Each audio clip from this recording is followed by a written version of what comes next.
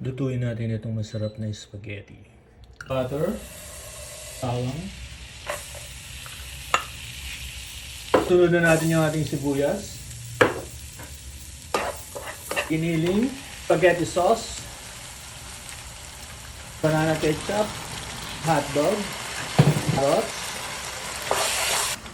ham, red bell pepper, cheese na cubes, 1 teaspoon na salt, 1 teaspoon na pepper. Luto na yung ating sauce. Papakulo tayo ng tubig para sa ating noodles. Maglalagay tayo ng 1 teaspoon na salt at konting mantika. Tignan natin yung ating noodles. Ito na yung ating noodles. Ating spaghetti. Lagyan natin ng sauce. Lagyan natin ng cheese.